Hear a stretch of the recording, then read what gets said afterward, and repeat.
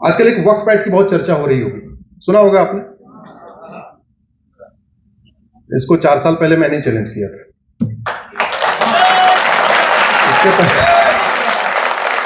हमारा यही काम है, हमारा काम है कि बिस्तर के नीचे जहां जहां सांप पड़ा हुआ है, उस बिस्तर के पर्दे को हटा, चद्दर को हटा के ये दिखा देना इधर सांप है।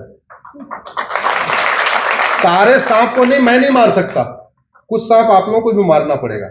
मैं तो केवल वो खोल खोल के दिखा सकता हूं कहां कहां सांप पड़ा हुआ है। हमारी पीआईएल भी ऐसी होती है, कुछ पिटीशन जजों को जगाने के लिए, कुछ पिटीशन सरकार को जगाने के लिए, कुछ पिटीशन समाज को जगाने के लिए। जैसे जब मुझे पता चला कि 9 राज्यों में हिंदू खत्म हो चुके हैं और 800 जिलों में से 200 जिलों की डेमोग्राफी बदल चुकी है और 6000 तहसीलों में से 1500 तहसीलों की डेमोग्राफी बदल चुकी है, यानी 25% राज्यों की डेमोग्राफी बदल गई, 25% तहसीलों की डेमोग्राफी बदल गई, 25% जिलों की डेमोग्राफी बदल गई। तो मैंने सोचा कि इसको बताऊं कैसे, क्योंकि सब सोने वाले, आराम करने वाले लोग, इनको जगाऊं कैसे। तो मैंने एक उसको रिवर्स इंजीनियरिंग कहते हैं। मैं इंजीनियर रहा पहले, इसलिए वो प्रैक्टिस यूज की जाती है, रिवर्स इंजीनियरिंग। जो आप सीधे नहीं कह सकते उसको उल्टा करके बोलो। मैंने पीएल फाइल किया कि भाई देखो 9 राज्यों में हिंदू खत्म हो चुके हैं, 200 जिलों में खत्म हो चुके हैं, 1500 तहसीलों में खत्म हो चुके हैं। एक काम करो, इनको माइनॉरिटी का दर्जा दे दो, इनको अल्पसंख्यक घोषित कर दो। तो उसके बाद चर्चा हुई, लेकिन बहुत सीरियस मैटर है, बहुत सीरियस मैटर। अभी कुछ दिन पहले मेरा शिलांग में कार्यक्रम था। मैं शिलांग में गया तो मैं जहां जाता हूं सामान्यतः वहां एक बार गूगल करके देख लेता हूं आसपास का मंदिर कौन सा है। मैंने सर्च किया तो पता चला शिलांग में हमारा एक शक्तिपीठ है। हमारे 51 शक्तिपीठ है ना दुर्गा जी के, उसमें से एक शक्तिपीठ शिलांग में, उसको जयंतेश्वरी कहते हैं, जहां माता की जांग गिरी थी, ऐसा लिखा हुआ है। मैंने आयोजकों से बोला कि जरा मुझे जयंतेश्वरी चलना है। पहले मुझे इनवाइट करते रहे, मैंने कहा नहीं मुझे जाना, दर्शन करना है। ले गए, वहां पहुंचे, बोले आ गया मंदिर। हमने कहा मंदिर? बोले हाँ। वहां मेन गेट ताला बंद है, मतलब ऐसे कुंडी लगी है, कोई सिक्योरिटी वाला भी नहीं। अंदर घुसे, हमने कहा मंदिर कहाँ है? बोले ये मंदिर। बाहर से कुंडी लगी हुई, न कोई पुजारी न कोई भक्त, और 51 शक्तिपीठों में से एक शक्तिपीठ है। क्यों ये हालत हो गई? क्योंकि हिंदू वहां खत्म हो गए। हिंदू खत्म हो गए तो फिर मंदिर में आपके पूजा करने वाले भी खत्म, पुजारी भी खत्म। मैंने कहा कि पुजारी कौन है? तो कई वर्षों से वहां के जो पुजारी हैं वो देशमुख फैमिली है पुणे की, वही वहां पूजा करती है, कई ऐसे वंश के आधार पर। मैंने अनिल देशमुख को फोन किया, वहां उनका नंबर लिखा हुआ था। हमने कहा कि भाई मैं जयंतेश्वरी मंदिर में दर्शन करने आया हूं। बोले साहब बिल्कुल आप सही जगह खड़े हो। तो हमने कहा आप कहां हो? बोले मैं तो कहीं और हूं। पूजा कैसे करूं? बोले कुंडी खोल लीजिए, जाके पूजा कर लीजिए। हमारा शक्तिपीठ है। क्यों? क्योंकि वहां की डेमोग्राफी बदल चुकी है, और डेमोग्राफी बदली पिछले 75 साल में। डेमोग्राफी ये पहले जितनी बदली थी उतनी तो बदली है, पिछले 75 ईयर्स में बदली है।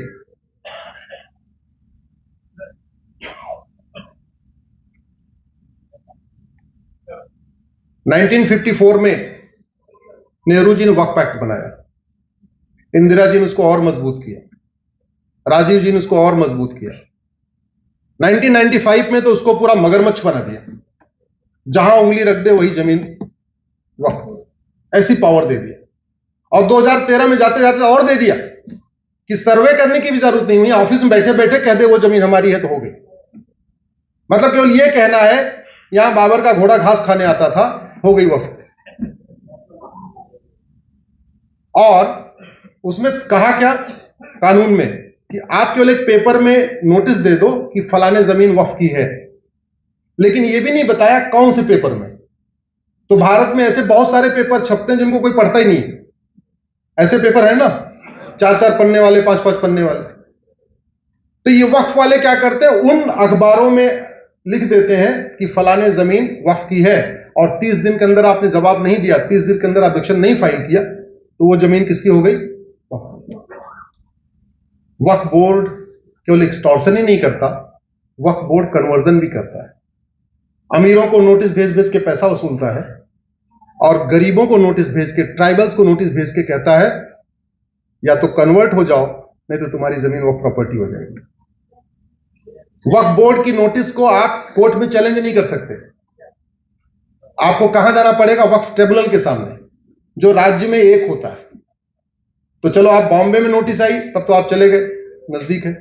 लेकिन महाराष्ट्र का कुछ एरिया तो ऐसा भी होगा अमित जी, जो यहां से 500-600 किलोमीटर दूर होगा। गढ़चिरौली है और भी एरियाज है, ठीक है। मतलब भोपाल में वक्फ बोर्ड का ऑफिस है, झाबुआ वहां 700 किलोमीटर दूर है। झाबुआ के आदिवासियों ने कभी अपनी लोकल तहसील नहीं देखी, अपना लोकल कभी उन्होंने कोर्ट नहीं देखा। वहां वक्फ बोर्ड नोटिस भेज के कहता है ये प्रॉपर्टी वक्फ की है, या तो कन्वर्ट हो जाओ और नहीं तो जमीन तुम्हारी जाएगी। वो आदिवासी कहां से लड़ेगा?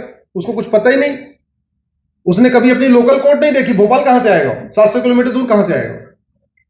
और ये कानून बनाया है भारत के संसद के अंदर बनाया गया, एक से बढ़कर एक घटिया कानून बना बना के। मैंने कहा ना, जो काम मुगलों ने छोड़ा था और जो काम अंग्रेजों ने छोड़ा था, वो सारा का सारा काम किया गया इन्होंने। एक तरफ सरकार 1976 में 1975 में इमरजेंसी लगाती है, 76 में इमरजेंसी के दौरान सेकुलर शब्द जोड़ देती है। और एक चीज आप बहुत इसमें, मैंने जो सेकुलर शब्द आया हुआ है इसको सुप्रीम कोर्ट में चैलेंज किया हुआ है। इनफैक्ट 21 या 22 अक्टूबर को फिर मैटर लगा हुआ है। मार्च 76 में लोकसभा का टेन्योर पूरा, 5 साल का टेन्योर पूरा हो गया, और दिसंबर 76 में संविधान में सेकुलर शब्द जोड़ दिया गया। मतलब लोकसभा थी ही नहीं, इमरजेंसी के दौरान लोकसभा का टेन्योर केवल एक्सटेंड किया गया था इमरजेंसी रिक्वायरमेंट के लिए, भाई कोई अर्जेंट काम है उसके लिए। और उन्होंने इमरजेंसी में दौरान भारत के संविधान के बेसिक स्ट्रक्चर को बदल दिया। प्रियम्बल संविधान का बेसिक स्ट्रक्चर होता है, और उस इमरजेंसी में जब सारे लीडर ऑफ अपोजिशन जेल में, सारे विपक्षी नेता जेल में, कुछ जेल में, कुछ हॉस्पिटल में, कुछ विदेश में, कुछ तो ऐसे भी थे विदेश भाग गए थे डर के मारे, और उस दौरान सेकुलर शब्द जोड़ दिया गया। एक तरफ सेकुलर शब्द और एक तरफ मजहब के आधार पर वक्फ एक्ट। ये दोनों काम केवल एक ही पार्टी कर सकती है, दूसरे के बस की तो नहीं। अब दो ही तरीका है। भारत में मजहब के आधार पर कोई बोर्ड नहीं है, मजहब के आधार पर कोई ट्रिब्यूनल नहीं है। भारत का संविधान ये कहता भी है भाई मजहब के आधार पर डिवीजन हो चुका है, तो मजहब के आधार पर कुछ नहीं होगा। तो एक तरीका यह है कि इसको खत्म कर दिया जाए, यूनिफॉर्म चैरिटी कोड हो, यूनिफॉर्म एंडोमेंट कोड हो, यूनिफॉर्म प्रॉपर्टी कोड हो। अदरवाइज जैसा वक्फ एक्ट है ऐसा हिंदू एक्ट भी बनना चाहिए।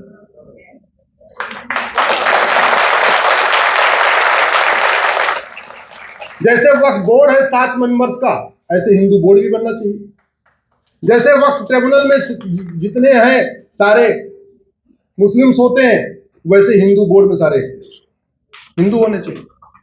तो जहां जहां वक्फ एक्ट, वक्फ बोर्ड उंगली कर रखता है और कहता है ये प्रॉपर्टी हमारी है, वही पावर हिंदू बोर्ड को भी मिलनी चाहिए। जहां जहां उंगली रखे वो प्रॉपर्टी उसकी। फिर तो काशी का मुकदमा भी वक्फ हिंदू बोर्ड में चलेगा, कोर्ट में थोड़ी चलेगा। काशी, मथुरा, भद्रकाली, भोजशाला, अटाला, जहां जहां हिंदू उंगली रखते जाएंगे वो सारे मुकदमे कोर्ट से ट्रांसफर हो के कहां जाएंगे? हिंदू बोर्ड में। बैलेंस तो तभी होगा ना। भारत में संविधान है, संविधान का मतलब समान विधान, सबके लिए एक विधान। तो या तो सेकुलर शब्द हटा दिया जाए, हिंदू के लिए अपना बोर्ड, बहाई के लिए अपना बोर्ड, पारसी के लिए अपना बोर्ड, यहूदी के लिए अपना बोर्ड, सबके अपना अपना बोर्ड हो, अपना अपना ट्रिब्यूनल हो, जिसको जिसको जहां मन मौका मिले अपनी अपनी उंगली रख रख के बता दें हमारा है, हमारा है, हमारा। लेकिन उसमें बड़े मुसीबत में फंस जाएंगे, क्योंकि वक्फ बोर्ड तो पिछले 500 साल की प्रॉपर्टी को वक्फ प्रॉपर्टी कह सकता है, 15वीं शताब्दी के पहले तो नहीं कह सकता ना, क्योंकि बाबर के पहले तो यहां सब हिंदू थे 100%। लेकिन हिंदू बोर्ड वाले कहां कहां बता सकते हैं?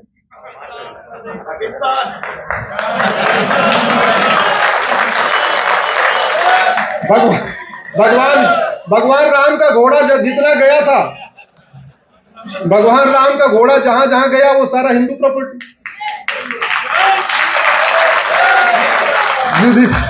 युधिष्ठिर जी ने राजसूय यज्ञ किया था, तो जहां तक युधिष्ठिर का राज था, जहां अर्जुन राज कर रहे थे, जहां भीम कर रहे थे, जहां नकुल कर रहे थे, जहां सहदेव कर रहे थे, जहां उनके बच्चे कर रहे थे, रिसर्च करने में सब मिल जाएगा उनके बच्चे कहां कहां राज कर रहे थे, वो सारी प्रॉपर्टी।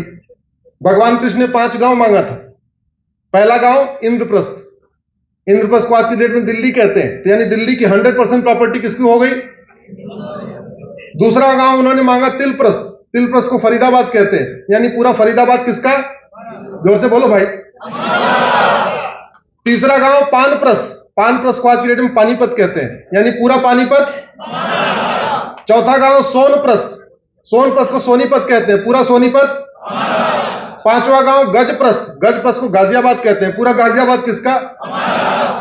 तो पूरा मुंबई से लेके समुद्र इधर से लेके और उधर तक पूरा का पूरा जितना बचा हुआ भारत किसका हो जाएगा? इसलिए ज्यादा चालाकी न करें, सरकार जो बिल लाई है उसको चुपचाप मान लें, इसमें भलाई है, इसी में भलाई है, क्योंकि ज्यादा छेड़ने पे मुसीबत बड़ी हो जाएगी।